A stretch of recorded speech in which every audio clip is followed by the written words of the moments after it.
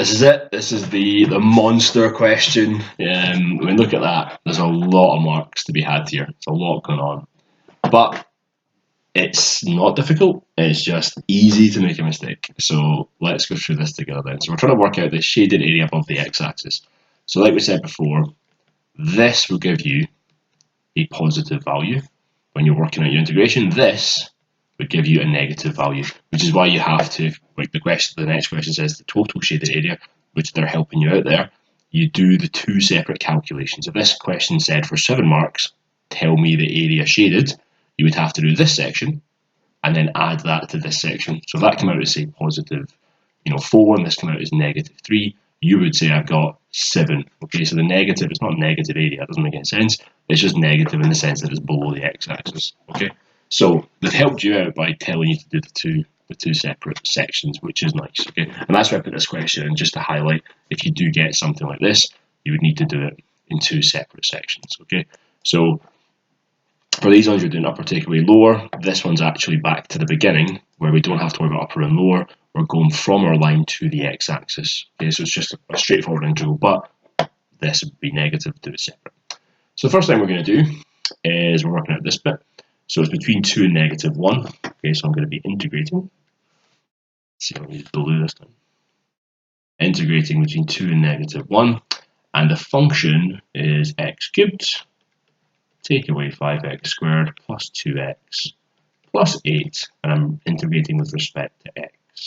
So it's all set up and good to go. Okay. So 2 and negative 1. So let's integrate, add 1 to the power, and then divide by the new power. Add 1 to the power, divide by the new power. Add 1 to the power and divide, so 2's cancel, and 8x. Good.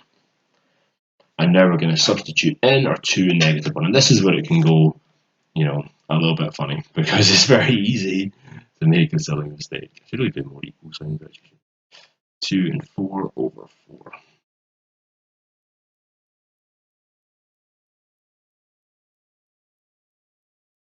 And again, keep using that bracket. It will really help you spot an obvious mistake. Is this our first bracket? And from that, I'll just shimmy over here. Shimmy, shimmy, yeah. Go take away negative 1 to the 4. Probably quite boring. Feel free, obviously, to skip through, pause and use the videos as you like. Watching this in real time is watching paint dry, isn't it? Okay, so that's me got my equation. So you see, it's big. There's a lot going on, but is it complicated? No. So here we go. Let's start going. This one, 2 to the 4 divided by 4. So I'll put it as 4. And that'll put 8 times 40 over 3 plus 4 plus 16. Now let's just run ahead with that. That's how to do this. Just do one at a time. So 4 and 4, 8 plus 16, we've got 24. So I've got 24. Take away 40 thirds. Okay, so let's put that into thirds then, shall we? So that will be 72 thirds. Take away 40 thirds. So that's going to come out as 32 thirds. Right, so that sounds okay to me. That's a good start, yeah. So I've got that line done. And then over here, yeah, that's positive, so that'll be a positive number. Will be negative, and then this is negative, so that will become a positive. Plus 1, take away 8. This is probably a slightly more tricky bit than this one, let's say. So I'm taking away quarter, 5 thirds, and 7. Okay, and then let's go for 12ths, shall we? The lowest common multiple of this would be 12, so we'll end up in the 12 times table. 3 12ths. Times that one by 3, times this one by 4, so that'll be 20 12ths. And times that by 12, so that'll be 84 12ths. Do some working at the side if you want, whatever works for you.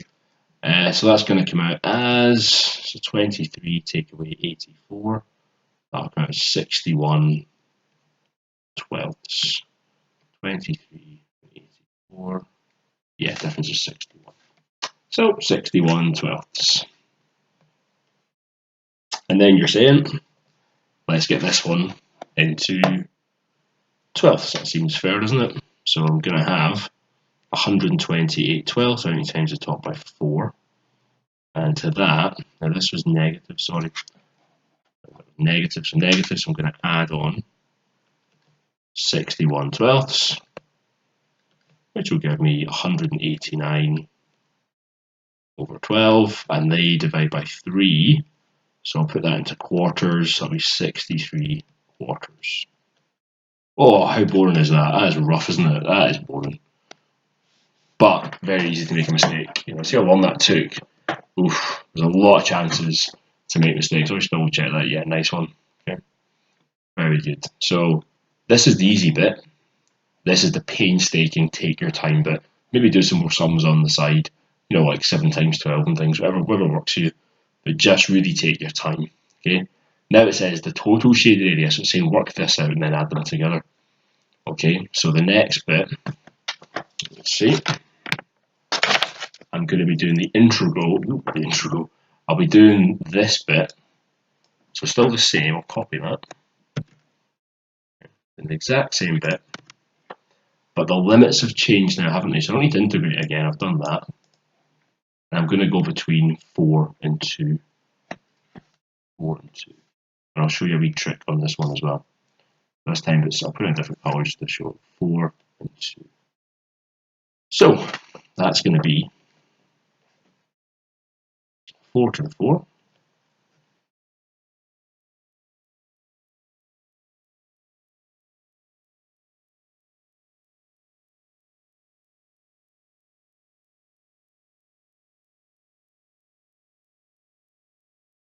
Okay.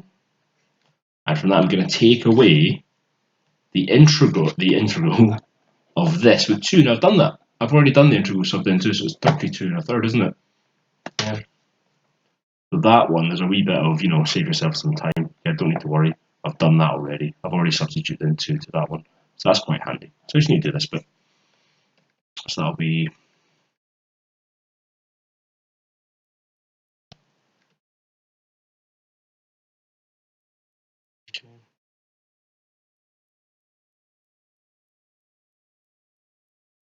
so I'll come out as 112.